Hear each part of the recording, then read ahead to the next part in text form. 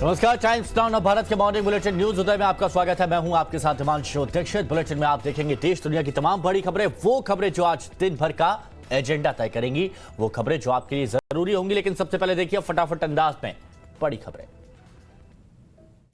Corona के नए variant Omicron ने भारत में भी दस्तक दे दी है। कर्नाटक में ओमाइक्रॉन के मरीज मिलने से हड़कंप मच गया है। अब तक ओमाइक्रॉन के 31 देशों में 376 केस मिल चुके हैं। इससे संक्रमित सभी मामलों में अब तक हल्के लक्षण मिले हैं।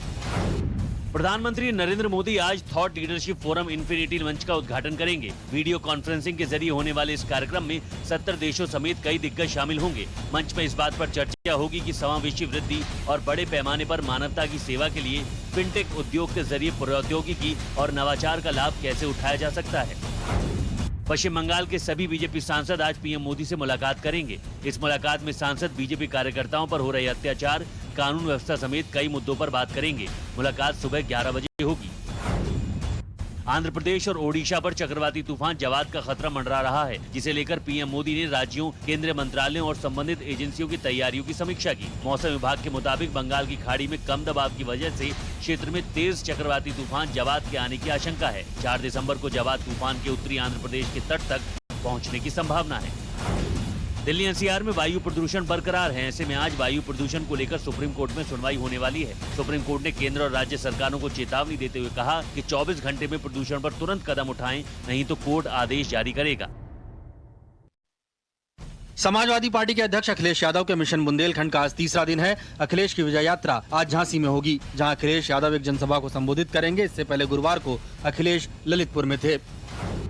उत्तर प्रदेश के मुख्यमंत्री योगी आदित्यनाथ आज लखनऊ में पीएम गति शक्ति नेशनल मास्टर कार्यक्रम की जोनल कॉन्फ्रेंस में शामिल होंगे। इसके बाद विश्व दिव्यांग दिवस के अवसर पर राज्य स्तरीय पुरस्कार वितरण व दिव्यांगजन को उपकरण वितरित करेंगे। देर शाम योगी आदित्यनाथ गोरखपुर में लखीमपुर खीरी, इटावा, बहराइच जनपदों में FM रिले केंद्र का लोकार्पण करेंगे। पंजाब कांग्रेस अध्यक्ष नवजोत सिंह सिद्धू ने केजरीवाल को आड़े हाथों लिया है।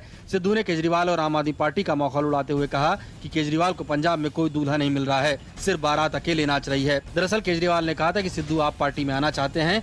इसी बयान के बाद सिद्धू भड़क गए। गुरुवार को पश्चिम बंगाल की मुख्यमंत्री ममता बनर्जी ने बिजनेसमैन गौतम अडानी से मुलाकात की। मुलाकात पर यूथ कांग्रेस के अध्यक्ष BV श्रीनिवास ने ममता बनर्जी के रणनीतिक सलाहकार प्रशांत किशोर पर भी निशाना साधा है। श्रीनिवास ने ट्वीट कर कहा कि भाई PK कम से कम सेठ जी तो दूसरा ढूंढ लेते। धनबाद में जज उत्तम आनंद की मौत के मामले में आरोपियों को एक बार फिर नार्को टेस्ट होगा। इसी के साथ ही CBI ब्रेन मैपिंग समेत 4 टेस्ट कराएगी। CBI ने कोर्ट से टेस्ट कराने के लिए गांधीनगर ले जाने की इजाजत मांगी है, जिसे कोर्ट ने मंजूर कर लिया है। प्रवर्तन निदेशालय 200 करोड़ की रंगदारी मामले में इसी हफ्ते सुकेश चंद्रशेखर के खिलाफ चार्जशीट दायर कर सकता है। बता दें कि ईडी ने चंद्रशेखर, लीना मारिया पॉल और सहयोगियों के खिलाफ मनी लॉन्ड्रिंग के 2 मामले दर्ज किए हैं। मुंबई पुलिस के पूर्व कमिश्नर परमवीर सिंह को महाराष्ट्र सरकार ने सस्पेंड कर दिया है। मुख्यमंत्री उद्धव ठाकरे ने ये कार्रवाई की। ऐसे में अब बिना DGP ऑफिस से इजाजत लिए परमवीर सिंह मुंबई छोड़कर नहीं जा सकेंगे। परमवीर सिंह पर सर्विस रूल का उल्लंघन करने का आरोप है। मध्य प्रदेश के ग्वालियर में अज्ञात बदमाशों ने एक जिम संचालक की गोली मारकर हत्या कर दी। जिम संचालक अपने घर के सामने टहल रहे थे। उसी दौरान बदमाशों ने ताबड़तोड़ फायरिंग कर दी। घटना CCTV कैमरे में कैद हो गई है। पुलिस मामले की जांच में जुटी है। रूस के राष्ट्रपति व्लादिमीर पुतिन 6 दिसंबर को भारत की यात्रा पर आ रहे हैं। उनकी इस यात्रा के दौरान भारत और रूस के बीच 2+2 समिट भी होगी। इसमें भारत और रूस के विदेश और रक्षा मंत्रियों के साथ दोनों देशों के आला अफसर शिरकत करेंगे। अमेरिका और दुनिया के दूसरे देशों के साथ बढ़ते तनाव के बीच चीन लगातार अपनी सैन्य क्षमता को मजबूत कर रहा है। इस पर अमेरिका ने चिंता जताई है। अमेरिका के रक्षा मंत्री लॉयड ऑस्टिन ने कहा है कि चीन के हाइपरसोनिक हथियारों के परीक्षण से क्षेत्र में तनाव बढ़ गया है। न्यूयॉर्क स्थित संयुक्त राष्ट्र मुख्यालय को गुरुवार को कई घंटों तक बंद रखना पड़ा। दरअसल एक व्यक्ति बंदूक लेकर मुख्यालय के मेन गेट पर खड़ा हुआ था। हालांकि पुलिस ने एहतियात बरतते हुए व्यक्ति को गिरफ्तार कर लिया है। भारत की ओर से 1971 में बांग्लादेश को मान्यता देने की याद में 6 दिसंबर को मैत्री दिवस मनाया जाएगा। विदेश मंत्रालय ने इस बात की जानकारी दी है। दरअसल प्रधानमंत्री मोदी मार्च में बांग्लादेश की यात्रा पर गए थे, जहां उन्होंने बांग्लादेश के राष्ट्रीय दिवस के कार्यक्रम में शिरकत की थी और यह तय हुआ था कि इस दिन को मैत्री दिवस के रूप में मनाया जाएगा। दिल्ली सरकार आज से बुजुर्गों को मुफ्त में अयोध्या की यात्रा कराएगी। मुख्यमंत्री केजरीवाल ने कुछ दिन पहले घोषणा की थी कि बुजुर्गों को दिल्ली सरकार मुफ्त में रामलला के दर्शन कराएगी। वायु प्रदूषण को देखते हुए दिल्ली सरकार ने आज स्कूल बंद करने का फैसला किया है। प्रदूषण के बीच स्कूल खोले जाने की वजह से सुप्रीम कोर्ट ने केजरीवाल सरकार को फटकार लगाई थी। एससी ने दिल्ली सरकार से पूछा कि जब सरकार के लोग वर्क फ्रॉम होम कर सकते हैं तो बच्चों को स्कूल जाने पर क्यों मजबूर किया जा रहा है। केंद्र सरकार ने सीनियर सिटीजन की मदद के लिए टोल फ्री हेल्पलाइन नंबर शुरू किया, जिसके जरिए वरिष्ठ नागरिकों की समस्या आसानी से हल की जाएगी। सरकार ने टोल फ्री हेल्पलाइन 14567 जारी किया है। टोल फ्री नंबर के जरिए बुजुर्ग पेंशन के मुद्दों समेत कानूनी मुद्दों पर भी मुफ्त जानकारी हासिल कर सकते हैं। सरकारी पेंशनर्स के लिए अपनी लाइफ सर्टिफिकेट को जमा कराने की आखिरी तारीख को 31 दिसंबर 2021 तक बढ़ा दिया गया है। इससे उन सरकारी पेंशन धारकों को राहत मिली है जिन्होंने अभी तक सालाना लाइफ सर्टिफिकेट को जमा नहीं किया है। पेंशन धारकों को पहले 30 नवंबर तक लाइफ सर्टिफिकेट जमा करना होता था। देश में ओमाइक्रॉन की दस्तक ने केंद्र और राज्य की सरकारों की टेंशन बढ़ा दी है। केंद्र सरकार ने कहा है कि घबराने की जरूरत नहीं है, तो उधर राज्य सरकारों ने अपने अपने स्तर पर सख्त कदम उठाने शुरू कर दिए हैं। उधर अमेरिका में एक नया केस सामने आने के बाद यहां ओमाइक्रॉन वेरिएंट के 3 मामले दर्ज हो चुके हैं। ये अमेरिका की बात की जा रही है, 3 मामले वहां दर्ज हो चुके हैं और यहां पर आप देखेंगे तो भारत में भी अब ओमाइक्रॉन ने दस्तक दे दी है।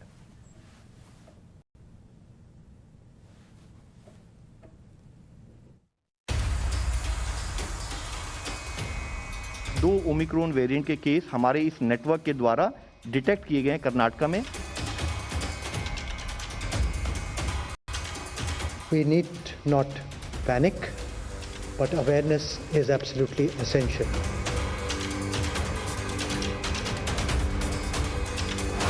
कोरोना के नए खतरे का बजा हॉर्न। देश में आ गया वेरिएंट ओमाइक्रॉन। कर्नाटक में मिले वेरिएंट के 2 मरीज। वेरिएंट की दस्तक ने बढ़ाई टेंशन।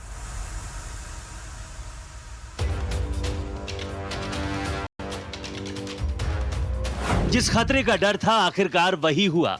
8 दिन तक दुनिया के कई देशों में जड़ें फैलाने के बाद कोरोना के नए वेरिएंट ओमाइक्रॉन ने देश में एंट्री मार ही ली। कर्नाटक में कोरोना के इस नए वेरिएंट के 2 केस सामने आए हैं। केंद्रीय स्वास्थ्य मंत्रालय ने गुरुवार को इसकी पुष्टि कर दी। आईसीएमआर के डायरेक्टर जनरल बलराम भार्गव ने बताया कि स्वास्थ्य विभाग की बनाई 37 लैब्स में संक्रमितों की जीनोम सीक्वेंसिंग की जा रही है। इसमें कर्नाटक के 2 सैंपल में ओमाइक्रॉन की पुष्टि हुई है। हालांकि हमें घबराने की जरूरत नहीं, बल्कि सतर्क रहने की जरूरत है। As we all know that 2 cases of Omicron have been detected in Karnataka so far through the genome sequencing effort of INSACOG consortium of 37 laboratories established by the Ministry of Health. We need not panic, but awareness is absolutely essential. दोनों case एक दूसरे से बिल्कुल अलग हैं। इनमें से एक 66 साल का विदेशी नागरिक है जिसने पिछले दिनों साउथ अफ्रीका की यात्रा की थी, जबकि दूसरा बेंगलुरु के बोमनहल्ली का 46 साल का हेल्थ वर्कर है। दोनों की पॉजिटिव रिपोर्ट आने के बाद जीनोम सीक्वेंसिंग के लिए भेजे गए सैंपल में ओमाइक्रॉन वेरिएंट मिला है। हमारे देश में 2 ओमिक्रॉन वेरिएंट के केस हमारे इस नेटवर्क के द्वारा डिटेक्ट किए गए हैं कर्नाटक में, जिसकी रिपोर्ट कल रात काफी लेट आई थी, जिसको हम आपके सामने रखना चाहेंगे। और वह जो 2 केस हैं उनके बारे में हम बताना चाहेंगे कि उसमें से एक केस 66 साल के एक मेल हैं, दूसरा केस 46 साल के एक मेल हैं, जो हमारी कॉन्टैक्ट ट्रेसिंग की पद्धति भी शुरू हुई है। और जितने उनके प्राइमरी कॉन्टैक्ट हैं और जितने सेकेंडरी कॉन्टैक्ट हैं उन सबको ट्रेस कर लिया गया है और उन सबकी टेस्टिंग करके उनको एज पर प्रोटोकॉल हम कोऑर्डिनेट कर रहे हैं। कर्नाटक के साथ गुजरात में भी खतरे के संदिग्ध निशान मिले हैं। गुजरात के जामनगर में भी जिम्बाब्वे से लौटे बुजुर्ग का सैंपल जीनोम सीक्वेंसिंग के लिए भेजा गया है। जिम्बाब्वे केंद्र सरकार की तरफ से ओमाइक्रॉन वेरिएंट को लेकर बनाई गई एट रिस्क लिस्ट में शामिल है। देश में ओमाइक्रॉन की दस्तक के साथ कई राज्यों ने अपने यहां सख्ती बढ़ानी शुरू कर दी है। महाराष्ट्र सरकार ने यात्रा से जुड़े प्रतिबंध सख्त कर दिए हैं। घरेलू उड़ानों से महाराष्ट्र पहुंचने वाले लोगों को विमान में बैठने से पहले दोनों टीके लगवा कर आना होगा या फिर पिछले 72 घंटों में किए गए RT-PCR टेस्ट की नेगेटिव रिपोर्ट दिखानी होगी। यूपी सरकार ने भी भीड़भाड़ वाली जगहों पर कोविड टेस्ट के आदेश दिए हैं। लखनऊ के 2 मुख्य रेलवे स्टेशनों, बस अड्डों और भीड़भाड़ वाली जगहों पर कोविड टेस्ट और सैंपल कलेक्शन का फैसला किया गया है। मेघालय सरकार ने घरेलू और विदेशी दोनों नागरिकों के लिए राज्य में एंट्री प्रोटोकॉल को संशोधित कर दिया है। 11 देशों से तमिलनाडु की यात्रा करने वाले सभी 477 लोगों की कोरोना जांच की गई और सभी नेगेटिव पाए गए। चेन्नई, त्रिची, कोयम्बटूर, मदुरै में 4 मेडिकल कॉलेजों में अलग वार्ड बनाए गए हैं। खबर है कि कर्नाटक के सीएम बसवराज बोम्मई ने स्वास्थ्य मंत्री मनसुख मांडविया के साथ मीटिंग की और कहा कि वो बूस्टर डोज को लेकर अपने प्रशासन के साथ चर्चा करेंगे। हो सकता है कि कर्नाटक में ओमाइक्रॉन मिलने के बाद बूस्टर डोज देने पर विचार हो। दूसरी तरफ तेलंगाना में कोरोना का विस्फोट हुआ है। तेलंगाना के संगारेड्डी में 27 छात्र कोविड पॉजिटिव पाए गए हैं। इसके साथ ही तमिलनाडु के तिरुपुर जिले में एक निजी स्कूल के 25 छात्र कोरोना संक्रमित मिले हैं।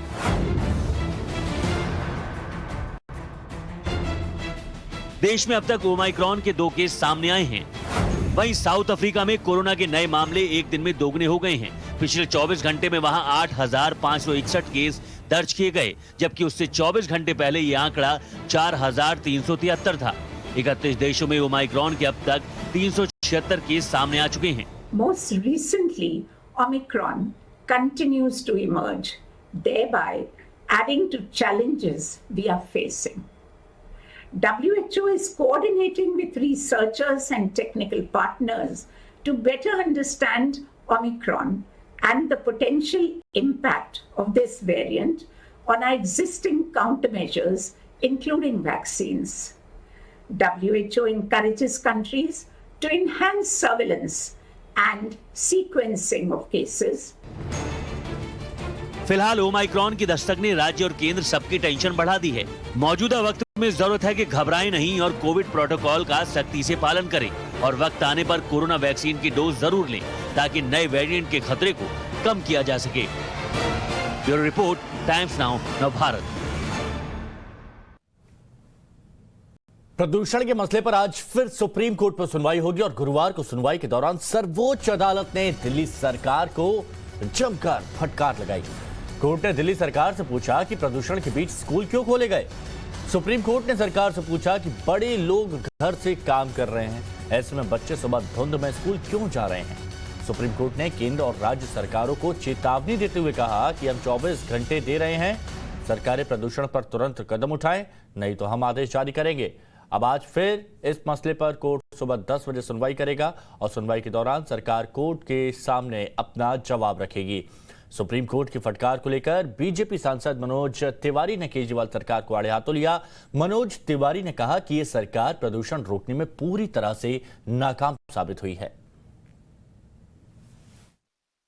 प्रदूषण को लेकर सुप्रीम कोर्ट ने एक बार फिर दिल्ली सरकार को फटकार लगाई। उन्होंने कहा कि जिस तरीके से एक्वाई लेवल बढ़ रहा है, एक तरफ एडल्ट वर्क फ्रॉम होम कर रहे हैं बड़े लोग, तो वहीं बच्चे स्कूल क्यों जा रहे हैं। इस पूरे विषय पर बात करने के लिए हमारे साथ मौजूद हैं बीजेपी के सांसद मनोज तिवारी। सर, पहला सवाल कि सुप्रीम कोर्ट ने दिल्ली सरकार को फटकार लगाई और स्कूलों को लेकर के स्कूल क्यों खोले जाने हैं। देखिए, आज दिल्ली का हर व्यक्ति इतना दुखी है। हम सभी, आप सोचिए कि दिल्ली का एक व्यक्ति वो चप्पल पहन के, थोड़ा कुर्ते खोल के, लोगों को आंखों को भ्रम डाल करके और गद्दी पे बैठना तो जानता है, लेकिन उसको ये नहीं पता होता है कि वर्क फ्रॉम होम जब एडल्ट कर रहे हैं तो बच्चे कैसे स्कूल में आ सकते हैं। ये सुप्रीम कोर्ट को बताना पड़ता है। उसको ये नहीं पता होता है कि उसका प्रदूषण के विरुद्ध ये युद्ध, ये नाटक होगा और एक न दिन उसको सब समझेंगे लोग। उसको ये नहीं समझ में आता है कि पोल्यूशन को दूर करने के लिए कुछ आवश्यक कदम होते हैं, उसे हमें उठाना चाहिए। उसको इससे कुछ मतलब नहीं। उसको तो सिर्फ दूसरे राज्यों में जाकर के अपनी कैसे 2-4 और सीटें बढ़ा सकते हैं, इसी में वो दिन रात लगे हुए हैं।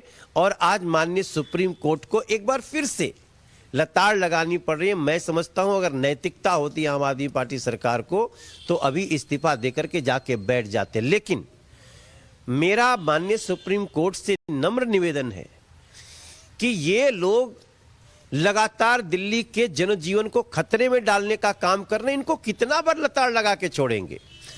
इन लोगों को सस्पेंड किया जाना चाहिए और दिल्ली को एक नई व्यवस्था दिया जाना चाहिए जिसमें सही मायने में इन जीवन से जुड़ी हुई उपाय को कर सके और सरकार दिखे। और आइए अब आपको दिखाते हैं आपके राज्यों की कुछ बड़ी खबरें।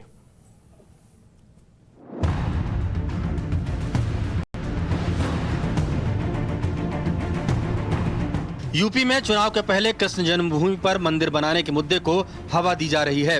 पहले हिंदू संगठनों ने ईदगाह में लड्डू गोपाल के जलाभिषेक का ऐलान किया, जिसकी प्रशासन ने इजाजत नहीं दी। उसके बाद सूबे के उप मुख्यमंत्री केशव प्रसाद मौर्य ने मथुरा की तैयारी है वाला ट्वीट कर मामले को तूल दिया। हालांकि अब मौर्य ट्वीट को सामान्य ट्वीट बता रहे हैं। तो मथुरा में श्री कृष्ण की जन्मभूमि पर भव्य मंदिर बने, यह हर श्री कृष्ण जी के भक्त की इच्छा है, आकांक्षा है। मैं भी उस भाव को ही प्रकट किया हूं। लेकिन मैं श्री अखिलेश यादव जी और उन विपक्षी नेताओं से पूछना चाहता हूं, बताएं क्या श्री कृष्ण जन्मभूमि पर और भगवान श्री कृष्ण का भव्य मंदिर बनने का विरोध करते हैं कि समर्थन करते हैं? वहीं तमाम अफवाहों के बीच मथुरा के सभी मस्जिदों के इमाम ने एक बैठक की, जिसमें फैसला लिया गया कि जुम्मे की नमाज शाही मस्जिद में न होकर मोहल्लों की मस्जिदों में पढ़ी जाएगी। तमाम मुस्लिम कौम से यही अपील है कि अपनी अपनी मसाजिद में नमाज अदा करें, भीड़ भाड़ इकट्ठा ना करें, सड़कों पर भीड़ भाड़ इकट्ठा ना करें, अपनी मस्जिद में जुम्मे की नमाज अदा करें। वहीं विश्व हिंदू परिषद के नेता कह रहे हैं कि संत समाज से बातचीत के बाद ही आगे की रणनीति तय करेंगे। यानी चुनाव के बीच मथुरा का मुद्दा ठंडा पड़ता नहीं दिख रहा है।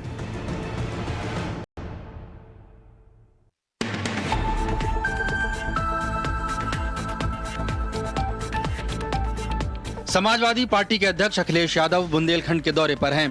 आज उनका विजय रथ झांसी में होगा, जहां वो रैली भी करेंगे। इससे पहले ललितपुर में परिवारवाद के आरोपों पर अखिलेश ने उल्टा सीएम योगी को निशाने पर लिया। जिनके परिवार होते हैं वही परिवार वालों का दुख समझ सकते हैं, जिनका परिवार नहीं है वो परिवार वालों का दुख नहीं समझ सकते। ये मुख्यमंत्री योगी नहीं है, ये योगी वही होता है जो दूसरे का अपना दुख समझे। जबकि टाइम्स नाउ से बात करते हुए यूपी के मुख्यमंत्री योगी आदित्यनाथ ने कहा कि अखिलेश यूपी की जनता नहीं, बस अपने परिवार के बारे में सोचते हैं। जिनके लिए अपने स्वयं का परिवार ही पूरा प्रदेश हो, जिन्होंने प्रदेश की जनता को विकास से केंद्र और राज्य शासन की योजनाओं से वंचित किया हो, जिन्होंने केवल अपने परिवार और अपने वंश के अलावा किसी का हित नहीं किया हो, उनसे आप इससे ज्यादा उम्मीद नहीं कर सकते। अखिलेश की रैलियों में नजर आ रही भारी भीड़ पर मुख्यमंत्री योगी आदित्यनाथ ने कहा कि लोग मजमा देखने आ रहे हैं। किसी चौराहे पर मजमा लगता है ना, वहां भी भीड़ जुटती है। कहीं कोई एग्जीबिशन होता वहां भी भीड़ जुटती है, बाजार में भी भीड़ जुटती है। दोनों का कैरेक्टर अलग अलग है। वहीं अखिलेश यादव ने रैली में आए लोगों की तस्वीर ट्वीट कर लिखा कि कुछ लोगों को दूरबीन की नहीं, आईने की जरूरत होती है।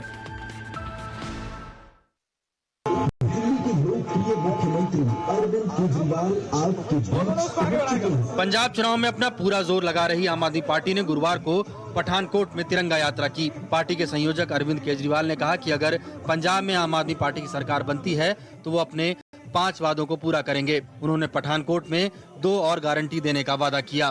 केजरीवाल ने कहा कि पंजाब में हर बच्चे को अच्छी और मुफ्त शिक्षा देंगे। पंजाब में पैदा होने वाले हर बच्चे को फ्री और अच्छी शिक्षा देना पंजाब सरकार की जिम्मेदारी होगी। अरविंद केजरीवाल ने यह भी कहा कि दिल्ली की तरह पुलिस या सेना के किसी जवान की शहादत पर 1 करोड़ की सम्मान राशि देंगे। ये हमारी 5वीं गारंटी है। अगर दिल्ली में रहने वाला कोई भी सैनिक बॉर्डर पे शहीद होता है या दिल्ली पुलिस का कोई भी जवान ऑपरेशन में शहीद होता है, उसके परिवार को शहादत के बाद दिल्ली सरकार 1 करोड़ रुपए की सम्मान राशि देती है। केजरीवाल इससे पहले पंजाब में 300 यूनिट तक की बिजली मुफ्त करने, महिलाओं के खाते में हर महीने 1-1 हजार रुपए डालने और मोहल्ला क्लिनिक बनाने जैसे वादे कर चुके हैं। आम आदमी पार्टी पंजाब में इस समय मुख्य विपक्षी दल है।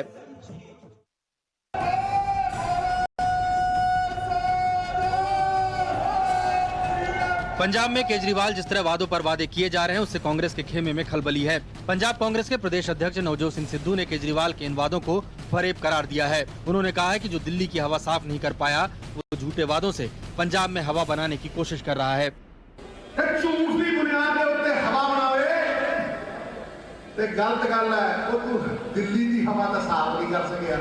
केजरीवाल के हर महीने महिलाओं को 1,000 रुपए देने के वादे पर भी सिद्धू ने कहा कि हमारी महिलाएं भिखारी नहीं हैं। केजरीवाल को इतनी चिंता होती तो दिल्ली में उनकी सरकार में कम से कम एक महिला मंत्री तो होती। भिखारी समझे तू साडियां धीआं भैणां नूं, साडियां मावां नूं भी 1000 रुपया देगा तू ना इधर उधर की बात कर, बता कि तेरी कैबिनेट में कोई महिला है कि नहीं। सिद्धू ने कहा कि केजरीवाल जिस तरह सब चीजें मुफ्त में देने के लंबे चौड़े वादे कर रहे हैं, उन्हें पूरा करने के लिए जितने पैसे चाहिए उतना तो पंजाब सरकार का बजट भी नहीं है। आम आदमी पार्टी ने अब तक पंजाब में मुख्यमंत्री के चेहरे का ऐलान नहीं किया है। इस पर भी सिद्धू ने चुटकी ली है। उन्होंने कहा है कि पंजाब में दूल्हा नहीं मिल रहा, बारात अकेले ही नाच रही है। बारात कुतरू करती फिरती है, बहुत पेपर थले सुती पई है, ठोकर ताड़ी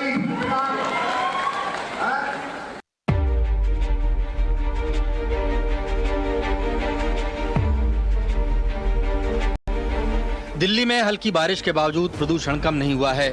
अगले आदेश तक निर्माण पर रोक जैसी कोशिशों के बाद भी प्रदूषण पर काबू नहीं पाया जा सका है। इस बीच सुप्रीम कोर्ट की फटकार के बाद दिल्ली सरकार ने आज से स्कूलों को बंद करने का फैसला किया है।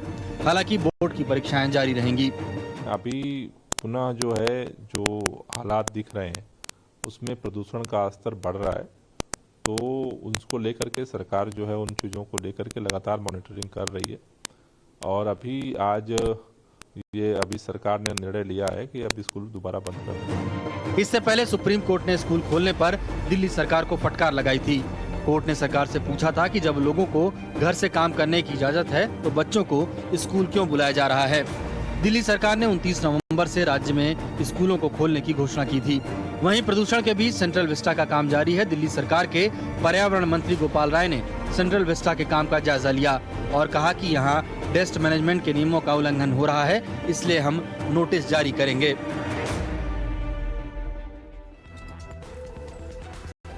और यहाँ पर वक्त चला एक छोटे से ब्रेक का, जल्द हाजिर होंगे, कहीं मत जाइएगा।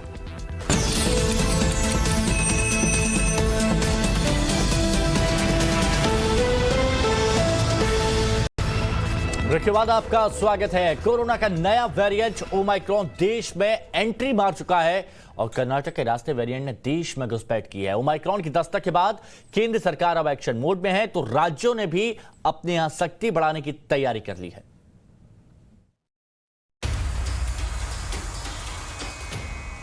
दो ओमिक्रॉन वेरिएंट के केस हमारे इस नेटवर्क के द्वारा डिटेक्ट किए गए हैं कर्नाटक में।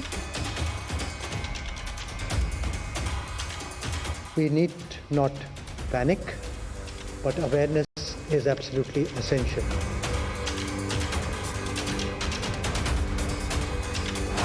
कोरोना के नए खतरे का बजा हॉर्न। देश में आ गया वेरिएंट ओमाइक्रॉन।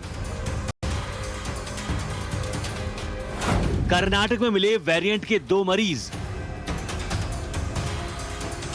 वेरिएंट की दस्तक ने बढ़ाई टेंशन।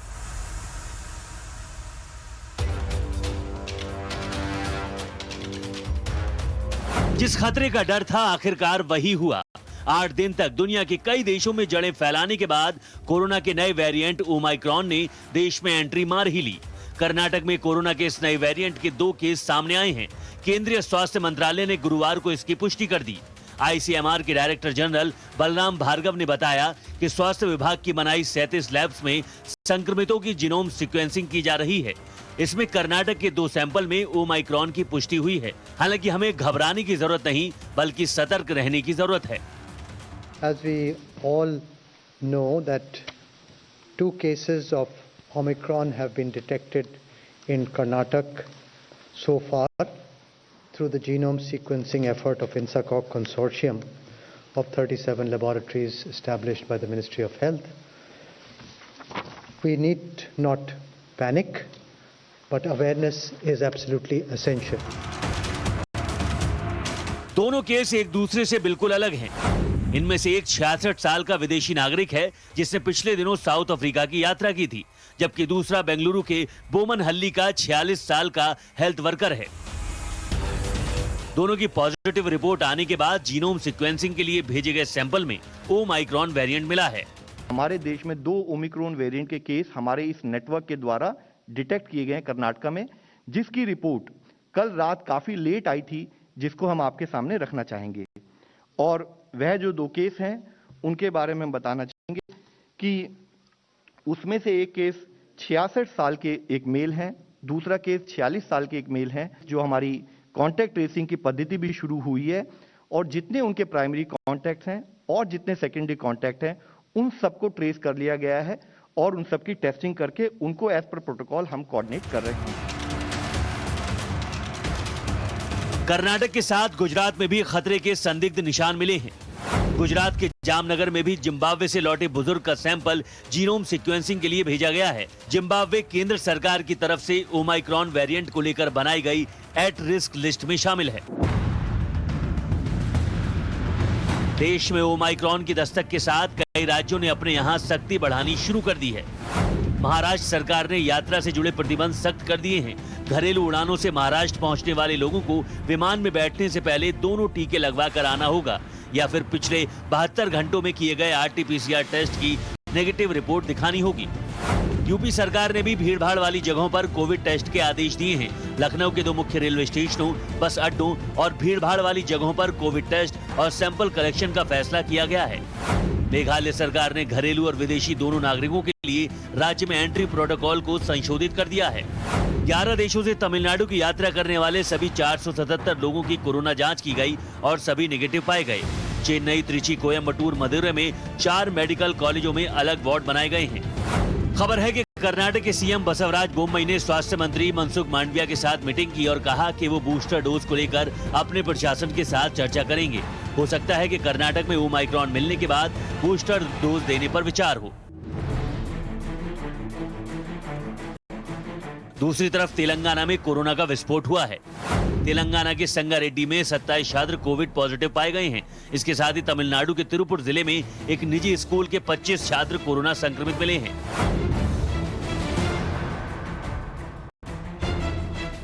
देश में अब तक ओमाइक्रॉन के 2 केस सामने आए हैं। वहीं साउथ अफ्रीका में कोरोना के नए मामले एक दिन में दोगुने हो गए हैं। पिछले 24 घंटे में वहां 8,561 केस दर्ज किए गए, जबकि उससे 24 घंटे पहले ये आंकड़ा 4,373 था।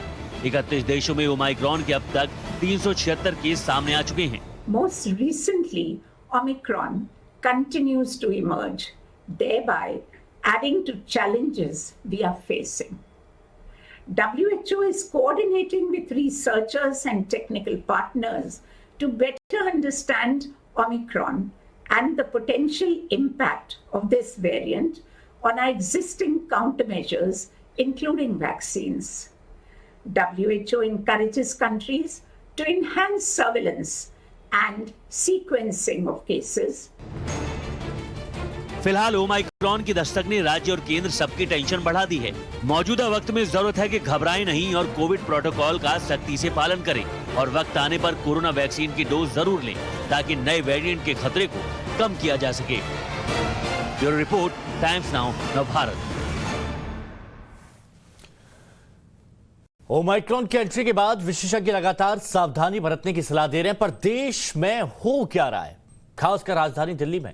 हमारे रिपोर्टर ने जो दिल्ली के बाजार से है जो रिपोर्ट भेजी है उसे आपको देखना चाहिए। कोरोना वायरस का एक नया वेरिएंट ओमिक्रॉन इस वक्त कई देशों में पाया गया है, जिसमें भारत भी है, क्योंकि भारत में भी जो कोरोना वायरस का जो नया वेरिएंट है ओमिक्रॉन, उसके 2 मरीज कर्नाटक में पाए गए हैं। दोनों पुरुष हैं और उनके पूरी तरीके से मॉनिटरिंग की जा रही है। लेकिन जिस तरीके से विश्व स्वास्थ्य संगठन के द्वारा बताया जा रहा है कि बेहद ही खतरनाक है, अल्फा और डेल्टा के मुकाबले ये बहुत ज़्यादा खतरनाक है, उसको लेकर के यह माना जा रहा है कि ओमिक्रॉन काफ़ी ज़्यादा लोगों को नुकसान पहुंचा सकता है। तो इस वक्त मैं जनपद मार्केट में मौजूद हूं, जहां आप देख सकते हैं कि यहाँ पर जो लोग मौजूद हैं, कई ऐसे लोग हैं जो बगैर मास्क के, आप देख सकते हैं साफ तौर पर कि मास्क नहीं, जब बातचीत करने की कोशिश भी करते हैं। भाई साहब, मास्क कहाँ है आपका? जेब में था सर। आपको पता है कि ओमिक्रॉन जो नया वेरिएंट आया है कोरोना वायरस का, वो बहुत ज़्यादा खतरनाक है। उसके 2 केसेस भी इंडिया में मिले हैं। नहीं सर, मुझे नहीं पता था क्योंकि एक्चुअली मैं यहाँ ज़्यादातर रहता नहीं। अच्छा, नहीं लेकिन मैं आपको बताना चाहूँगा कि बहुत ज़्यादा खतरनाक है, इसलिए अभी आपकी लापरवाही आपके लिए भी खतरनाक बन सकती है, आपके जो संपर्क में आएंगे उनके लिए भी खतरनाक बन सकती है, इसलिए मास्क पहनना बहुत ज़रूरी है। तो अब देख सकते हैं कि लोगों में अभी भी उस तरह की जागरूकता नहीं आई है, जबकि विश्व स्वास्थ्य संगठन जो है वो लगातार लोगों से कह रहा है कि वह मास्क लगाएं, क्योंकि मास्क बहुत ज़्यादा ज़रूरी है, क्योंकि कोरोना का जो नया वेरिएंट है तीसरा, वो उसके लिए बहुत ज़रूरी है। एक बार और भी बातचीत करते हैं। सर, आपका मास्क कहाँ है? हाँ जी, मास्क कहाँ है आपका सर? अरे पंजाब हम सर, मास्क आपको पता है कि कोरोना का जो नया वेरिएंट आया है ओमिक्रॉन, बहुत ज़्यादा खतरनाक तो इनको ये पता नहीं है, ये आज ही आए हैं इसलिए इनको ये आज ही आए हैं इसलिए इनको नहीं पता है कि कुछ नया वायरस वेरिएंट आया है, जबकि भारत समेत कई देशों में इसको लेकर के बहुत ज़्यादा चिंता का विषय बना हुआ है, क्योंकि कहा जा रहा है विश्व स्वास्थ्य संगठन के द्वारा कि ये और जो पहले के जो कोरोना के जो वेरिएंट थे उसके मुकाबले बहुत ज़्यादा लोगों में और बहुत तेज़ी से फैलता है। उसके बावजूद भी देखिए कि लोगों की लापरवाहियाँ, कि लोग जो है बगैर मास्क के कई लोग यहाँ पे हैं जो घूम रहे हैं, दूसरे कई ऐसे लोग हैं जो यहाँ पर ऐसे ही मतलब सोशल डिस्टेंसिंग की धज्जियां उड़ा रहे हैं। भाई साहब, एक बात बताइए, अभी आपने जब कैमरा देखा, आप मास्क ऊपर चढ़ा रहे हैं, मतलब कैमरे से कोरोना आता है क्या? नहीं, ऐसा कुछ नहीं, ऐसा कुछ नहीं है। तो लगा हुआ नहीं, मास्क आपके नाक से नीचे था, ये बस चालान बचाने के लिए था। इतना तो रहता है, इतना रहता है। आपको पता है ये वायरस जो नया आया है ये कितना खतरनाक है आपके लिए? हमें पता नहीं है। हाँ, तो इसकी जागरूकता आपको बहुत ज़रूरी है। मैं आपको बता रहा हूँ, कर्नाटक में 2 मामले पाए गए हैं। ये जो ओमिक्रॉन है बहुत ज़्यादा खतरनाक है, बचने की ज़रूरत है, वरना इस तरह की लापरवाहियाँ जो है वो तीसरे हम लोग को फेज तक पहुँचाएगी। तो देखिए ये लापरवाही चारों तरफ की, एक बार मैं अपना कैमरा पर्सन दिलीप जी को कहूँगा कि चारों तरफ की तस्वीर को दिखाएं कि देखिए किस तरीके से सोशल डिस्टेंसिंग की धज्जियाँ उड़ाई जा रही है। और यहाँ पर जो बगैर मास्क के बारे में पूछना चाहूँगा, एक्सक्यूज़ मी मैम, आपका मास्क कहाँ है? आपको पता है मैम कि जो नया वेरिएंट आया है कोरोना का वो कितना खतरनाक है? तब देख सकते हैं कि लोगों में अभी भी वो जागरूकता नहीं दिखाई पड़ रही है, जबकि ये कोरोना वेरिएंट जो आया है, कोरोना का नया वेरिएंट ओमिक्रॉन, ये बहुत ज़्यादा खतरनाक है। और अगर इसी तरीके से लोगों ने लापरवाहियां दिखाई, अगर लोगों ने सावधानी नहीं बरती, तो वो दिन दूर नहीं है जब तीसरी लहर की महामारी की चपेट में पूरा भारत आएगा। कैमरा पर्सन दिलीप मैती के साथ प्रेरित कुमार, टाइम्स नाउ, नव भारत। वहीं मुंबई के दादर इलाके में किस तरह के हाल बने हुए हैं, जानकारी दे रही है हमारी सहयोगी शिवानी। देश में ओमाइक्रॉन के 2 सबसे पहले केस आ चुके हैं। इसी बीच में फिलहाल कोविड की पहली वॉर हो या दूसरी लहर हो, सबसे ज्यादा अफेक्टेड मुंबई और महाराष्ट्र था। फिलहाल हम मौजूद हैं मुंबई के दादर सब्जी मंडी में, जहां की तस्वीरों से आपको बताएंगे कि किस तरह का हाल अभी भी मुंबई में बना हुआ है, जहां एक तरफ कोविड का खतरा टला नहीं है, एक नया वेरिएंट आ चुका है। तस्वीरों के जरिए आप देख पाएंगे कि भीड़ जो है वो साधारण रूप से त्योहारों के बाद से बढ़ी है, लेकिन मास्क किस तरह से लोग अभी भी अवॉइड कर रहे हैं, ये यहाँ पर देखने वाली बात है। जहां लगातार न्यूज पर हम अपने दर्शकों को बता रहे हैं कि 2 ओमाइक्रॉन के केसेस आ चुके हैं, जहां पर लोगों को फिलहाल मास्क पहनने की काफी ज्यादा जरूरत है, सोशल डिस्टेंसिंग मेंटेन करने की जरूरत है, लेकिन बाजारों में अभी भी वही भीड़। हालांकि आपको बता दें कि कोविड में पहली लहर हो या दूसरी लहर, मुंबई सबसे ज्यादा अफेक्टेड रहा। दादर सब्जी मंडी हो, फूल मंडी हो, हमेशा ही बड़ी संख्या में भीड़ और लोगों की मास्क न पहनने की लापरवाही पहले की तरह ही अभी भी है। लेकिन अब ध्यान रखने वाली बात यह है कि महाराष्ट्र से बिल्कुल ही समीप कर्नाटका में जब ये 2 केस आए हैं, तो मुंबईकर और महाराष्ट्रकर को खास तौर पर मास्क पहनकर फिलहाल अपने आप को बचाव करना होगा। कैमरा पर्सन सचिन येरम के साथ शिवानी मिश्रा, टाइम्स ऑफ भारत, मुंबई। सरकार ने नए वेरिएंट को देखते हुए वैक्सीन अभियान हर घर दस्तक को 31 दिसंबर तक बढ़ा दिया है। गाजियाबाद के भूड़ागढ़ी गांव से हर्षा चंदवानी की ये रिपोर्ट आपके लिए। सरकार ने हर घर दस्तक अभियान को 31 दिसंबर तक एक्सटेंड कर दिया है और जैसे कि हम देख रहे हैं लगभग 24 ऐसे देश हैं जहां पे नए वेरिएंट ने दस्तक दी है। ऐसे में वैक्सीनेशन प्रोग्राम को और भी सुगम बनाना और उतनी तेजी से बढ़ाना देश के सामने सबसे बड़ा टारगेट है और इसीलिए हर घर दस्तक कैंपेन को भी 31 दिसंबर तक एक्सटेंड किया गया है। अगर हम गाजियाबाद की बात करें जहाँ पे इस वक्त हम मौजूद है, 27 लाख का टारगेट है। फर्स्ट डोज ऑलमोस्ट 90% अचीव कर ली गई है।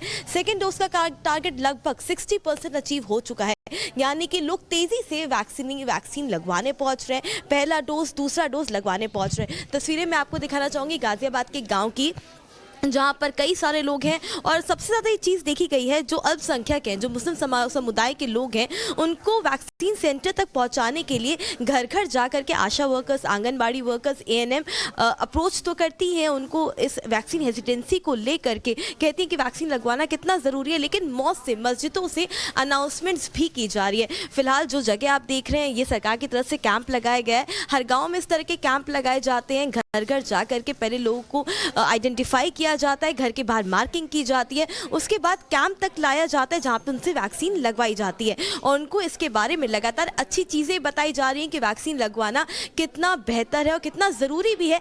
तब जब देश में तीसरे लहर की बात हो रही है, जब देश में नए वेरिएंट की बात हो रही है और कई देशों में तो नए वेरिएंट को लेकर के भी डर भी देखने को मिल रहा है, पैनिक सिचुएशन भी देखने को मिल रही है। बहुत सारे लोग इस वक्त यहाँ पे हैं, हम इमराना से बात करते हैं। इमराना, आपके घर में कितने लोग हैं जिनको वैक्सीन नहीं लगी है? 2। तो आज आप पहुंची हैं, तो इससे पहले मतलब क्या लगता था वैक्सीन को लेकर? कुछ भी नहीं, डर लगता था, बुखार इसलिए बुखार आ जाओ, सब कहते थे बुखार आ, वैक्सीन लगवा के। हम 2 लोग थे, हमारा छोटा बच्चा था इसलिए ना लगवाया था।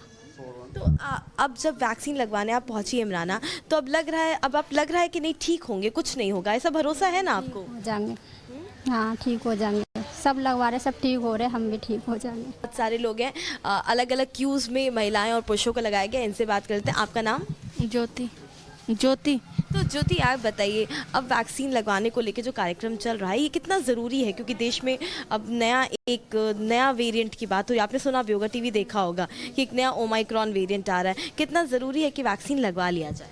बहुत ज़रूरी है, क्योंकि हम बीमार न हो, हमारे सुविधा के लिए ये लगवाई जा रही है, इसीलिए। आपको इतना लेट क्यों हो गया आने में? डोज है। अच्छा, आपकी सेकंड डोज है। हाँ। तो अभी आप घर में सब लोग वैक्सीनेट हो चुके हैं? हाँ, सब हो चुके हैं, सब ने लगवा लिया। बहुत सारे लोग, हम इस क्यू की तरफ भी जाते, कहते हैं पुरुष भी हैं। बाबा, आप बताइए, आपका नाम क्या हुआ? शमीम।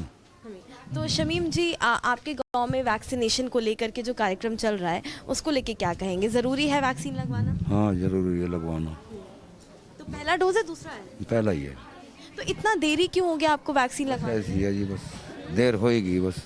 कैसे, मतलब वैक्सीन को लेकर के डर था या फिर काम की वजह से? नहीं, किस वजह? काम की वजह से डर, वो हाँ बस, और कोई बात नहीं। हाँ, काम की वजह से घिरे रहे, वो अपना खाना उसी में लगे रहे बस, इसलिए ध्यान ना करना पाए। तो अभी लगता है कि लगवा लेते हैं, ज़रूरी है, क्योंकि अब कई सारे देश हैं जहाँ पे एक नया कोरोना का वेरिएंट आ गया। सभी लगवा रहे तो लगवा लेना जरूरी है, बस ये है। हम इस तरफ भी देख लेते हैं। आपका नाम? जी, मेरा नाम इमरान है। इमरान। तो इमरान जी, आपका पहला डोज है, दूसरा है? मेरा दूसरा है, पहला ये रहा। अच्छा, ये कैसे है? ये पहला है। अच्छा, ये पहले का सर्टिफिकेट हम एक बार चाहेंगे कैमरे पर कर भी आप दिखा दें कि आप पहला डोज लगवा चुके हैं, ये आपका सेकंड डोज है। तो इमरान जी, एक बात बताइए, वैक्सीन को लेकर के आप बताइए कि वैक्सीन को लेकर के गांव में पहले शुरुआती दौर पे कोई हेसिटेंसी थी, कोई मतलब वो थी, झिझक थी कि नहीं? काफ़ी सारे लोग जो नहीं लगवाने चाहते थे। शुरुआत में तो होती है, हर आदमी का मिजाज अलग जैसा होता है, तो शुरुआत में थी, लेकिन बाद में जब सब जगह लग रही है तो इस वजह से फिर कोई दिक्कत नहीं है। किसी को लगवानी चाहिए, ज़्यादातर हर इंसान को लगवानी चाहिए, चाहे वो किसी भी उसमें का हो। तो बहुत सारे लोगों की माने तो वैक्सीन लगवाना बेहद ज़रूरी है और सरकार का ये अभियान ज़रूरी इसलिए भी क्योंकि कई सारे लोग हैं जो अपने काम की वजह से वैक्सीनेशन सेंटर नहीं पहुंच पाए, अस्पताल नहीं जा पाए, कैंप्स में नहीं पहुंच पाए, तो उनके लिए इस तरह का कैंप बेहद ज़रूरी है। क्योंकि अभी भी आपको देख रहे होंगे किस तरह से कई सारे लोग हैं जो पहली डोज लगवाने आए हैं, कई सारे लोग हैं जिनको सेकेंड डोज लग रही है, लेकिन इस अभियान ने लोगों को मजबूती दी है कि वो कैंप में पहुँच करके वैक्सीन लगवाएं। नीरज अग्रवाल सर इस वक्त हमारे साथ हैं। नीरज सर, कितना ज़रूरी था सरकार की तरफ से अभियान, और आप लोगों ने जब शुरू किया था अभियान तब क्या चैलेंजेस आप लोगों ने महसूस किए थे, और अब जब लोग पहुंचाने आ रहे हैं व्यूज़ कैसे मिल रहे हैं? लोग आ रहे हैं, कोई हेजिटेंसी तो नहीं है? हमारे गाज़ियाबाद डिस्ट्रिक्ट में हमारा टारगेट 27 लाख से करीब है और हमने ऑलमोस्ट 90% कवर कर लिया है। 85% तक तो बड़ी ईगरनेस थी, लोग बहुत तेज़ी से आ रहे थे। जो हमारे 5% जो बेनिफिशरीज रह गए थे उसके लिए हमारा घर घर दस्तक प्रोग्राम है, वो बहुत काम आया। हर एक घर पे हमारी जो टीम है नॉक करती है, उसमें पूछती है। सभी के थोड़े जो बचे हुए थे अपने अपने इश्यूज़ हैं, कोई जा नहीं पा रहा था, लेडीज़ हैं वो ज़्यादा ट्रैवल नहीं कर पाती, तो हम लोगों ने यही किया कि उनके घर जाके सबको नॉक करें और एक एक को जो है निकाल के लाएं। और बहुत अच्छा चल रहा है। पिछले हमने 10, 15, 20 दिन से हम 10 तक प्रोग्राम कर रहे हैं। उसमें हमने 2-2.5 लाख डोजेज हमने लगा दिए। तो this is very good step by the government and our officials. यानी कि जो रिव्यूज़ है वो बहुत अच्छे मिल रहे हैं, लोग बढ़ चढ़ के कैंप में लगवाने भी पहुंच रहे हैं वैक्सीन। और सरकार का मोटिव भी यही था कि जो दिव्यांग हैं, विकलांग हैं, महिलाएं हैं, पुरुष हैं, गाँव के खासकर लोग, जो रूरल एरियाज़ में लोग हैं, खासकर वो जो वैक्सीनेशन नहीं लगवा पा रहे किसी वजह से, वो पूरी तरह से वैक्सीनेट हों, ताकि कि कोरोना से जो जंग है उसको पूरी तरह से बखूबी लड़ा जा सके। अब जब जो ओमाइक्रॉन जो नया वेरिएंट है जब लगभग 24 देशों तक पहुंच चुका है, ऐसे में सुरक्षा उससे तभी हो सकती है जब वैक्सीन लगवाएं, क्योंकि वैक्सीन को सरकार सुरक्षा कवच मानती है। और इसीलिए इस अभियान को भी 31 दिसंबर तक एक्सटेंड कर दिया गया है। 31 दिसंबर तक टारगेट दिया गया है हर जिलों को कि वो जल्द से जल्द जो अपना वैक्सीनेशन ड्राइव है उसको बहुत तेजी के साथ पूरा करें। रूरल एरियाज में अधिकांश लोगों को वैक्सीन लग जाए और वो पूरी तरह से वैक्सीनेट हो जाए, जिससे कि कोरोना का जो तीसरा लहर है उसमें त्रासदी देखने को ना मिले जो कि सेकेंड वेव और फर्स्ट वेव के दौरान देखने को मिला है। वीडियो जर्नलिस्ट आर के यादव के साथ हर्ष संधवानी, टाइम्स नाउ, नव भारत। उत्तर प्रदेश में 2022 की लड़ाई क्या परिवारवाद बनाम राष्ट्रवाद के इर्द गिर्द लड़ी जाएगी? क्या मथुरा में कृष्ण मंदिर और फिर से पाकिस्तान इस बार के चुनाव में सबसे बड़ा मुद्दा होगा? क्या इन मुद्दों के अलावा एक दूसरे पर निजी हमलों के जरिए भी 2022 में सत्ता पाने की कोशिश होगी? हम ऐसा क्यों कह रहे हैं? इसका सटीक जवाब आपको यूपी के पॉलिटिकल वॉर पर तैयार हमारी इस विशेष रिपोर्ट में मिलेगा।